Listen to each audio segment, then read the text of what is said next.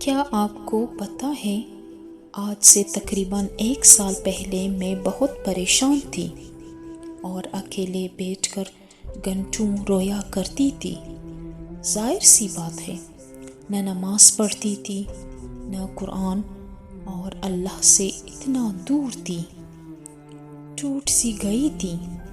سارے دروازے بند تھے، لوگوں کے پاس مدد کے لیے گئی، لیکن میرے پاس مددگار تو کیا، مدد کا وعدہ کرنے والا بھی کوئی نہیں تھا۔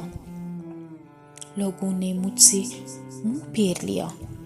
میں اتنا روئی، مہینوں گزر گئے۔ پھر مجھے خیال آیا کہ میں سب کے پاس گئی مدد کے لیے، لیکن اللہ کے پاس نہیں گئی، جہاں مجھے سب سے پہلے جانا چاہیے تھا۔ ایک دن پتہ ہے کیا ہوا؟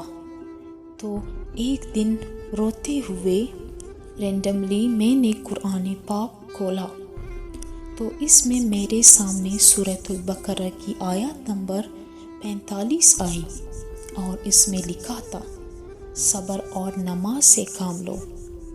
بس اتنا کرنا تھا، اور وہی میری آنکھوں میں آنسو جاری ہو گئے۔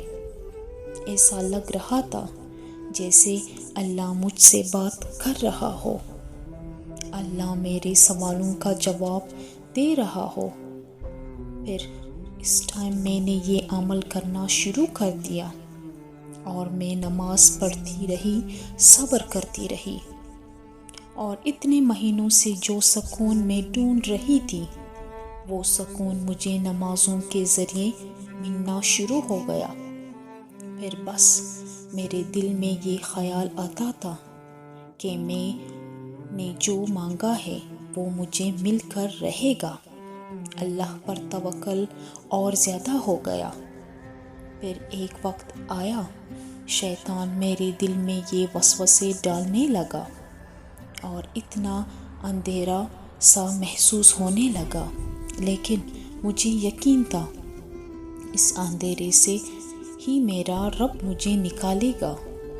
بے شک جس طرح ہر رات کے بعد اجالا ہوتا ہے، اور میں اس یقین سے چلتی رہی کہ جو یونس علیہ السلام کو مچھلی کے پیٹ سے نکالنے پر قادر ہے، اور جو موسیٰ علیہ السلام کو سمندر سے بھی راستہ نکالنے پر قادر ہے، تو وہ میرے لیے بھی راستہ بنائے گا۔ بے شک وہ میرا بھی تو رب ہے۔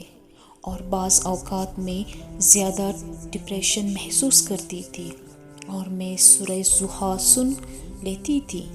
بے شک سورہ ضحیٰ اللہ تعالیٰ نے جب ہی نازل کی تھی جب ہمارے حضور اقدس صلی اللہ علیہ وآلہ وسلم ڈپریشن میں تھے، تو یہ سن کر یقین کرے، ایسا لگتا ہے کہ دل کو سکون مل گیا ہے اور سارا ڈپریشن چلا گیا ہو۔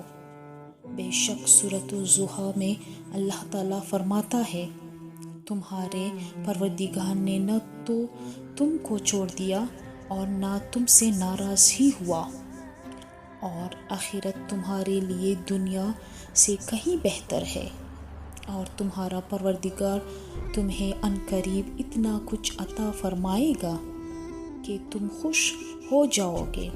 اسی میں یقین کرے۔ 9 مہینے گزر گئے اور اللہ نے میری دعا سن لی۔ اب اگر سوچوں تو بہت ہنسی آتی ہے۔ مجھے کبھی کبھی تو کہہ بھی لگا لیتی ہوں کہ میں کتنا پریشان تھی۔ وہ پریشانی کا وقت بھی گزر گیا، سارے معاملات صحیح ہو گئے، اور جو مانگا تھا وہ سب بھی مل گیا، اور اس سے بڑھ کر اور بھی بہت کچھ، اور میں اللہ سے قریب بھی ہو گئی، کیونکہ اللہ تعالیٰ اپنے بندوں کو اپنے سے قریب کرنے کے لیے کبھی کبھی آزمائشیں دیتا ہے کہ میرا بندہ میرے پاس آتا ہے یا نہیں، یا میرا بندہ مجھ سے نا امید ہوتا ہے یا نہیں، یا مجھ پہ یقین رکھتا ہے یا نہیں۔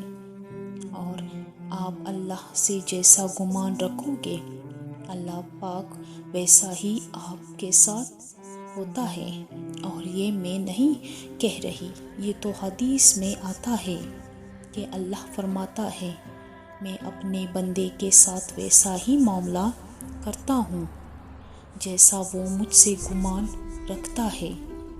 تو یہ ساری باتیں کہنے کا مطلب ہے کہ اللہ سے نا امید نہ ہوا کرے۔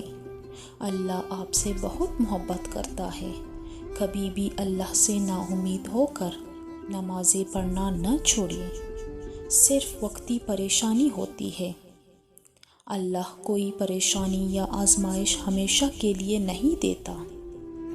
اللہ بہت رحیم ہے، بس اللہ پر بھروسہ رکھے اور اس پر کامل یقین رکھے۔ اگر آپ کو میری بات سمجھ آئے تو اس پر عمل ضرور کریے گا۔